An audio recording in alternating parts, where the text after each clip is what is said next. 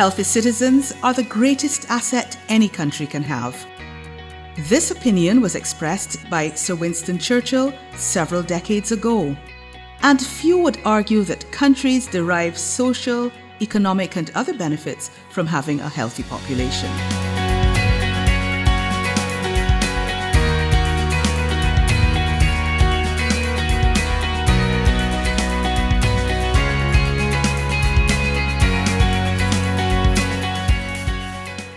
In Barbados, developing policies that would keep our citizens in the best of health remains a top priority of government, and the job of administering the health system at the strategic and operational levels falls to the Ministry of Health and Wellness.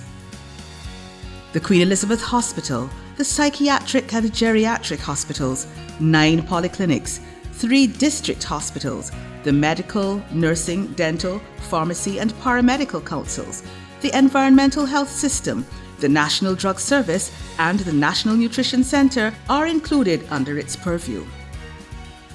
The Ministry's various departments are spread over almost every parish, and its staff numbers approximately 1,000 persons. Oversight of the health portfolio is never an easy task. Following the election of a new government just about 17 months ago, the man who was assigned this important role is Lieutenant Col Jeffrey Bostic. The minister has tackled this challenging job with vigour and enthusiasm, and it has been an active year. To get his views on achievements so far and his ministry's plans, a Government Information Service team recently sat down for a chat with him. Our conversation began with the subject of wellness. The minister explained why the ministry's name changed from just health to health and wellness.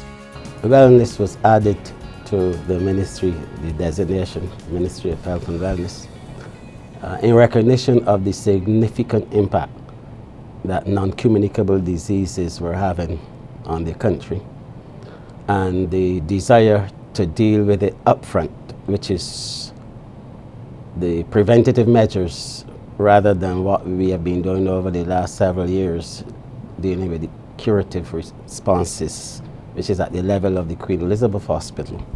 And that is the rationale behind wellness. Work on the wellness policy began almost immediately, and the minister can point to some early achievements. We've been able to do quite a few things. First of all, the establishment of a National Task Force on Wellness, which replaced the National Task Force on Physical Activity. And what this new task force has been able to do is to adopt a comprehensive approach, not only physical activity, but also looking at nutritional aspects, looking at mental and psychological wellness, and things of that nature. And that task force has been able to go from parish to parish, doing a number of things in collaboration with some of our polyclinics. Has the effort been as successful as I had envisaged? Not yet. And so we are going to be moving at a faster pace and doing a lot more things. In addition to that, though, we have been able to also establish a cabinet subcommittee to deal with NCDs. And this is really a significant step, a step in the right direction. And what this does is that it brings together all of the stakeholders, because the social determinants of non-communicable diseases are way out of the health sphere, involves lifestyle habits and so on, how we're eating, the lack of exercise and all of those things. So that this ministerial subcommittee, which comprises agriculture, for example, education, the elderly, sports and recreation, culture, small business, international business, because we're looking at a variety of things. And from the meeting that we've been able to have had so far, I think the energy that is coming from that subcommittee and the recognition now by members of the subcommittee of the significance of what we're doing, I think in the coming months that Barbadians will see the introduction of a number of measures across the wide spectrum of government to deal with the issue of NCDs, and that is really where the wellness initiative is going. I asked the minister whether anything specific was being done to encourage persons to change their lifestyles, and also if private vendors were being included in the plans. The ministerial subcommittee, that is where these things will have to be crafted. And I say that because we all know that people make lifestyle choices. People purchase foods that are considered not to be the most healthy because of economic reasons in a lot of cases. We know the cost of the food, the healthy foods, the cost is high. And so we have to strike a balance, but that can only be done by this subcommittee, which also includes the Ministry of Finance. And they will be able to determine whether or not the country can afford to remove or to reduce taxes on some of these healthy foods. That's just an example of what I'm talking about. The Prime Minister had also indicated in budget and in her speeches that she is willing to make some grants, some wellness grants available to persons who are struggling with NCDs as recommended by physicians, so that when we work it out, we felt that it would be easier to give grants to persons to be able to assist with purchasing healthy food stuff. And if they show progress in terms of the NCD that is afflicting them, then in the long run that will reduce the overall cost of care, and that is something that we are looking at this point in time.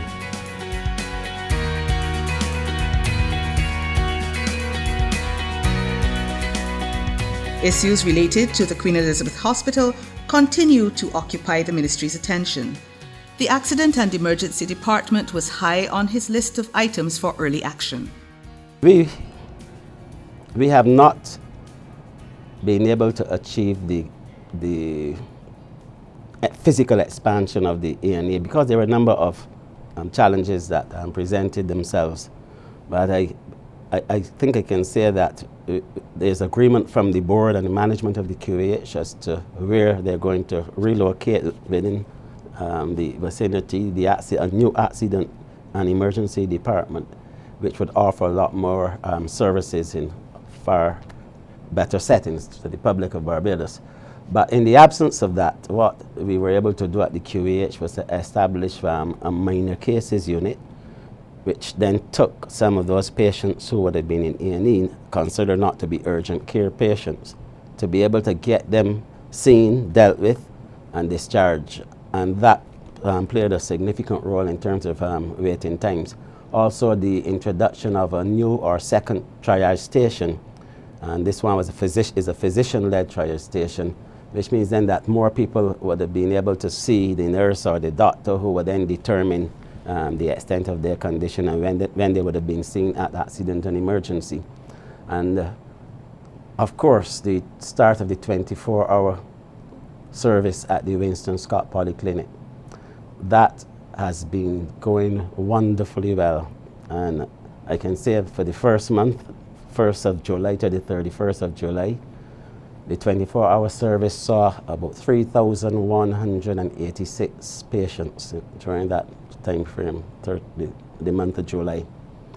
And more importantly, we had established initially a waiting time of 4 hours maximum, but we've been able to average 2.5 hours from the time you arrived, from door to triage, which is the nurse, and door to doctor, 2.5 hours. And this is something that I think Barbadians should understand and appreciate, so that persons would feel confident in going to the 24-hour service at the Winston Scott Polyclinic. Actually, the majority of persons utilize the service between, let's say, 7, 8 o'clock in the morning up to about midnight. After midnight, we are averaging about 9 or 10 persons, and we expect that would pick up as time goes on. With regard to the planned 24-hour service at the David Thompson Social and Health Services Complex, the minister gave the assurance that government is still committed to it, and his ministry is working to recruit additional nurses. With regard to the situation with the shortage of nurses, the minister outlined some solutions and dealt at length with an ongoing situation which has contributed to that shortage.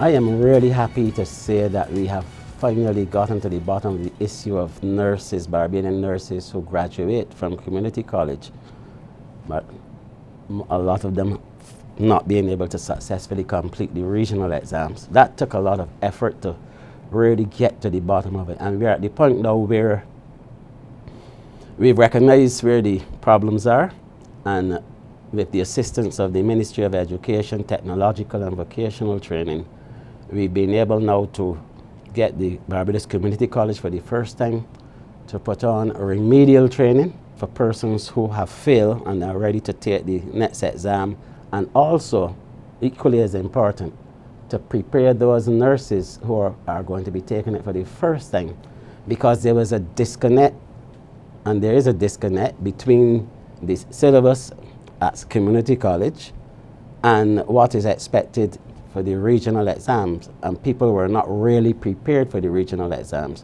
That is being corrected, and the meetings that we've had also included the principal and deputy principal of the community college, and efforts are being made to have that program more in line with the regional exam. So I am very happy about that, and I'm sure that that is going to produce the results that we want.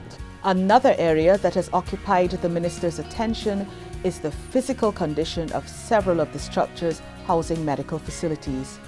He is especially happy about work already completed at the geriatric hospital, and he has reason to be optimistic about possible assistance for other institutions.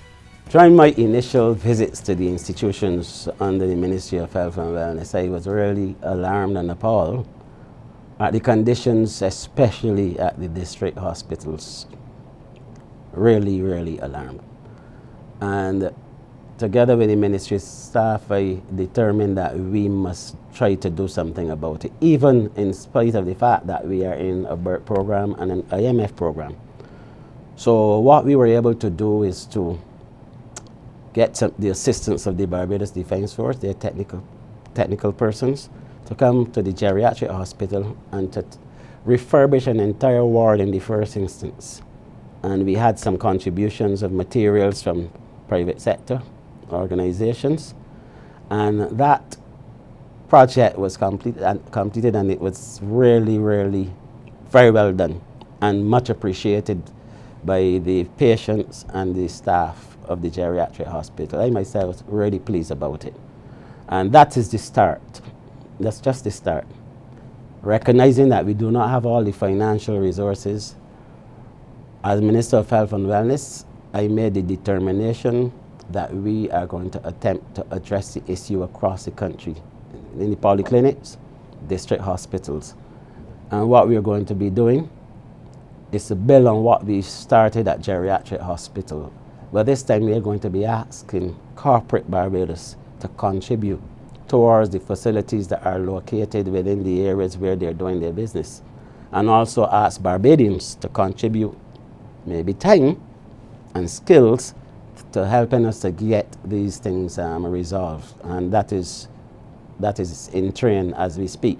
Unfortunately, the Prime Minister was gracious enough to make health the priority in terms of the 2020 regathering and the contributions from the diaspora, from Barbadians living abroad when they return to home during their parish engagement. So I think we're going to be seeing some wonderful things happening in that regard.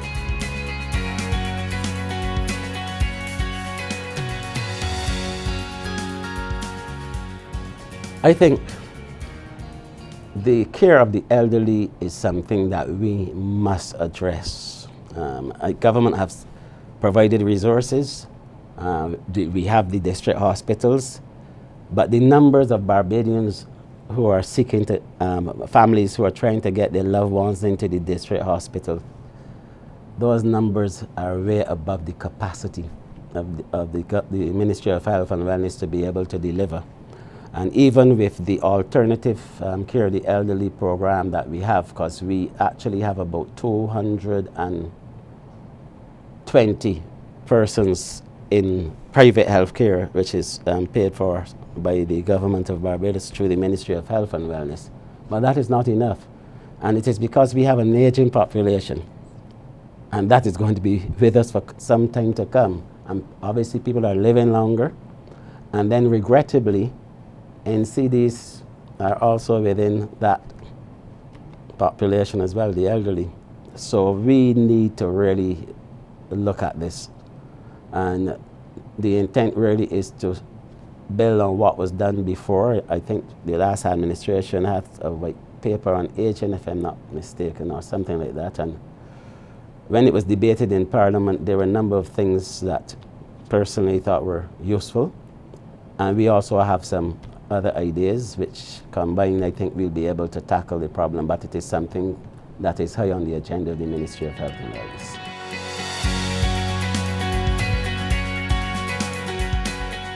It is still a problem, but I'm happy to say that when I arrived, there were about 43 elderly persons occupying bed spaces in the QH. There was no need to have them there at the QH, but that is what we found. And we were able to move every one of them by transferring some patients from the geriatric hospital, patients who were able to help themselves, into the alternative care system, and then bringing those from the QH into the geriatric or the district hospitals. It worked, it freed up bed space, but I can tell you that the numbers started to climb after that again. So it is an ongoing problem, it is an issue. I believe that when we reach the point where we are able to have a few other facilities on island, whether through government or private sector, like a hospice, a palliative care center, and a rehabilitation center. These are things that are vital for the delivery of proper health care, comprehensive health care. I think that that would ease the problem considerably. But we're also looking at expanding the community program up so that we can have persons who have been trained in care of the elderly actually looking after persons within their homes or within their communities, because we also believe that it is important to try to keep people within communities that they're, where they're familiar with people and so on. Mental health, as the Minister pointed out, is a worldwide problem, and it is one of the issues that has received his early attention. The community health services have actually been expanding. People are, I would say, more comfortable, especially younger persons who require that kind of assistance and going to the polyclinics. And that has been going well. But we had a bit of a hiatus between the last mental health commission and the one that was established recently. And so they are now charged with developing a mental health policy, because we don't have a proper mental health policy as a country. And that is something that is high on the agenda, and that is going to drive the way that we treat the mental health issues and mental health planning as we go forward as a ministry.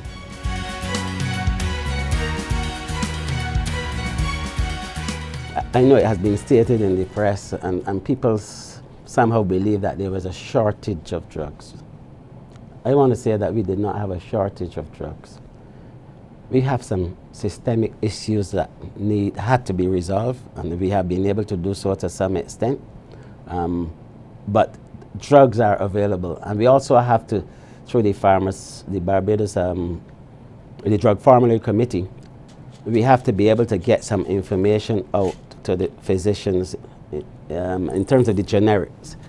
I'm advised that generics come in like clusters, so that if one drug is unavailable, or perhaps it's not working for a patient, then there are others that can be utilized. And worldwide, generics is the thing. Barbados is one of the few countries that had a high usage of the branded drugs, which are very expensive. And the fact that we have a drug service where people benefit from as a result of the state intervention, I think it only made good sense to go to the generics, and quality generics work. I can tell you that from personal experience. In less than a year and a half at the helm, Minister, the Honourable Lieutenant Colonel Jeffrey Bostic, has tackled a number of pressing issues in the Ministry of Health and Wellness. In addition to tackling urgent problems, the Minister is also keen to be an innovator, to launch projects that will lead to further improvement of the health sector in Barbados. There are one or two other things that have happened within the Ministry of Health and Wellness in the past year that I am really excited about. One has to do with a policy paper which I took to Cabinet, the Draft National Transplantation Policy. And this is extremely important. It's extremely important because it deals with providing some legislation that would facilitate the donation of organs and tissue, right? This is extremely important, especially recognizing the fact that the numbers of persons seeking dialysis treatment continues to climb. In fact, the numbers have outgrown the capacity to deliver. And this is a worrying trend. And obviously this is connected to NCDs.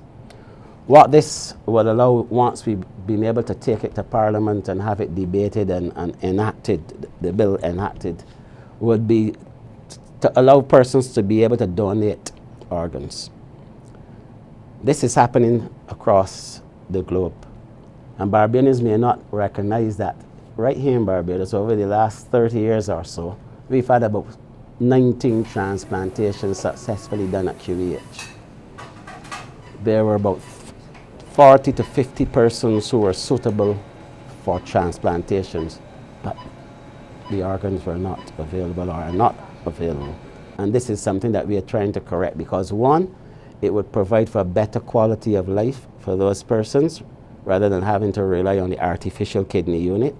It would certainly carry down the costs associated with looking after patients who are on dialysis, because it's a long-term process, and it is something that the doctors have been pushing for quite some time, a number of years. And when it was put to the ministry during the period of time that I've been occupying this chair, I saw it as something very, very, very important. And so that is something we're looking forward to have debated in Parliament in the near future. And I certainly would like to thank the doctors and all those persons from the Queen Elizabeth Hospital who have been pushing this for years, and to say to them and to patients who would benefit from such an initiative that it is on the way and that it will become a reality in the coming months. So that is one area that I am more than proud of. And the other thing has to do with migrants' access to healthcare in this country. I know this one has gone unheralded in my opinion, but we made a very bold move as a country, as a government, in passing legislation that would allow migrants living in Barbados to access not only healthcare at primary and tertiary level, but also at pharmaceuticals. And this is something that would now allow us to be able to provide universal health coverage within our country, which is one of the Sustainable Development Goals and one of the mandates of the World Health Organization. And this follows on the Treat All policy, which was adopted under the last administration for HIV/AIDS, and it makes sense. It also facilitates those CARICOM skilled nationals who have the contingent rights in health and education and other things. And what this means, and this is why for me it is really, really important, I've had a number of complaints or requests for waivers for St. Lucians, for example, who might have been living here for 40 and 50 years and working hard and paying taxes, but because of their status, they were denied certain things within the healthcare system, and then they were presented with bills, and bills that they could not pay. And I am really happy for us to be able to do that as a country. That's a significant achievement. And is like do unto others as you will have them do unto you. I would hope that Barbadians who become ill in any part of the world, and especially within our fellow CARICOM countries, that they will be able to access healthcare in those countries. And so that is a decision we've taken. It is working well. It is in the interest of those persons who are living here, and it's also in the public interest, because public health does not know nationality or boundary or ethnicity. And so it is in the interest of the entire country that we proceed in the direction that we have proceeded. So that for me is another significant achievement. In the spotlight this evening, the focus was on the Ministry of Health and Wellness. The Honourable Lieutenant Colonel Jeffrey Bostic highlighted the ministry's efforts to deal with pressing issues such as non-communicable diseases, the nursing shortage, mental health, the National Drug Service, the Queen Elizabeth Hospital, conditions at the polyclinics and the district hospitals, among others. He also spoke of areas of success so far, such as organ transplantation and access to health care for our CARICOM brothers and sisters who are resident in Barbados. We hope you found the program interesting and informative. And until next time, goodbye.